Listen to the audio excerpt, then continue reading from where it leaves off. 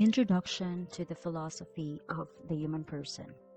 This is a core subject in senior high school under the K-12 basic education curriculum. In this video, we will discuss what this subject is and what is it for. What are the topics discussed in this subject? What's the purpose of the subject? Why is this part of your curriculum? And what you should gain after completing this subject. What is this subject about? Why is it part of your curriculum? The core subject description is it is an initiation to the activity and process of philosophical reflection as a search for a synoptic vision of life. Wow, did you understand that? So many heavy words, right? Let's chunk it into pieces to better understand it. So, what is initiation? Initiation means to initiate or to introduce to you philosophy. Have you heard of the word philosophy? Is it familiar to you, or this is your first time to hear about it? Or maybe you've heard about it, yet you don't know what it is. So let this subject, Introduction to the Philosophy of the Human Person, introduce to you what philosophy is and how it is done as a search for a synoptic vision of life. What is synoptic? Another big word. Synoptic is an adjective meaning affording a general view of a whole. So being able to see everything together, being able to knit the thread of life together, and coming into understanding of life through philosophical reflection. So how do you do philosophical reflection? That you have to find out in this subject. What are the topics discussed in this subject? You know, the topics are very interesting. First topic is about the human experiences of embodiment. As a human being, we have our body, right? And we experience joy, we experience sadness, jealousy, gratefulness, happiness, and suffering, and all other human experience. Why do we experience it?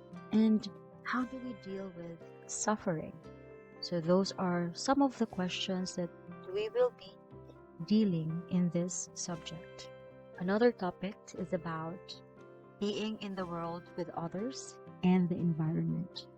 Because reality is we are living together with another human being, right? Can we live on our own? Is it true that no man is an island? Why do we have conflicts, right? If there's relationship, you cannot deny conflict or war.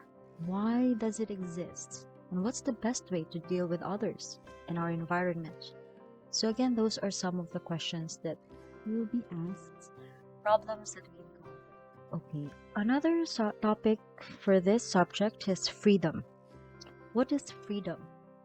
Are we free? Are we really free? Are you free? Another topic is about intersubjectivity. Intersubjectivity. Why do we love others?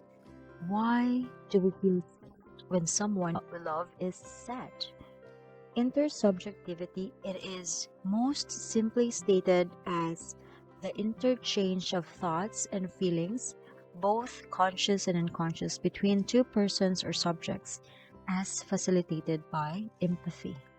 So why do we empathize? Why do we feel the other person's feeling, even if we are not them, but we can relate? Sociality.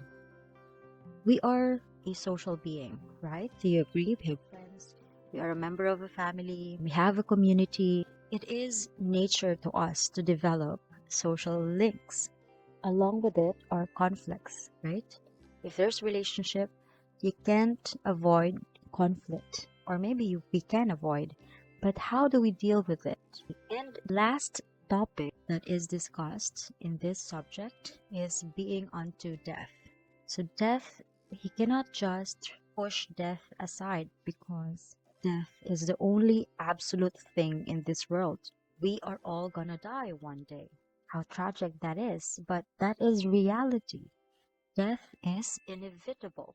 What are we going to do about it? So, the topic of death is also being discussed in the introduction to the philosophy of the human person. So, is it exciting? Are you excited of the topics? This is about life. This subject is about life, your daily experiences. So, we have questions about life. We can't find answers from our parents. In this subject, we seek the advice of the great thinkers ahead of us, the philosophers ahead of us, the sages, and maybe we can learn a thing or two on how to view life. I'm excited. This is actually a very nice subject to teach and talk about. Why do you need to study this subject or this course? What is this course trying to achieve? At the end of the course, the student, you should be able to reflect on your daily experiences from a holistic point of view. So, what are your daily experiences? We experience mundane things. We take a bath, we eat, and all that. And also, we experience joy, sadness, rage, and all other emotions we experience, and being able to reflect from a holistic point of view. What is holistic? Holistic is an adjective characterized with that the parts of something are interconnected and can be explained only by reference to a whole. So, whole, holistic, you're not only focused on the specific parts, but the whole perspective, whole view. The second objective is that at the end of the course, you will be able to acquire critical and analytical thinking skills. So, what do you mean by that? That after this, at the end of this course, you should be able to manifest critical and analytical thinking skills. What does it mean to have a critical and analytical thinking skills? It means you criticize the information or say a problem. You don't respond directly without thinking about it first. Okay, example. Marites ang tawag sa hindi nakapag-aral ng philosophy. Philosopher ang tawag sa mga estudyante or kayo na nakapag-aral ng philosophy. Because there's a process of thinking. You have to think critically and analytically, and it is a skill to be practiced. So don't worry, how to gain a critical and analytical thinking skills will be learned in this course. So I hope you're excited for that. It would be a great help in your daily life. So if you already acquire a critical and analytical thinking skills, then you'll be able to apply it to the affairs of your daily life, in your family, in your work, in your community. Fourth objective, that you'll become truthful, environment friendly, and service oriented. You don't abuse what you've learned. Knowledge is power. This course will be able to mold you to speak the truth. Be a friend with your environment. Be a friend with all the living and non-living creatures on earth. You know respect. And with the skills and knowledge gained through this subject, it is your responsibility, our responsibility, to serve others. Fifth objective, that at the end of the course, that you'll be able to actively be committed to the development of a more humane society. You know, our society, the humanity is deteriorating. What is a humane society? Humane is an adjective marked by compassion, sympathy, or consideration for human or animals. It is said that humanity is the earth's beauty, and supposedly it is us, humans, as we call ourselves, the intelligent beings, and bound with compassion and sympathy, should manage Earth to keep it healthy, right? Have we been managing Earth, our home, properly? This course will teach and guide you to be a more humane human. And lastly, that you'll be able to articulate your own philosophy of In this course, you will be exposed to the different philosophies of life from the different philosophers. With proper reflection, critical and analytical skills, you'll be able to formulate, visualize, and then be able to articulate your own philosophy of life.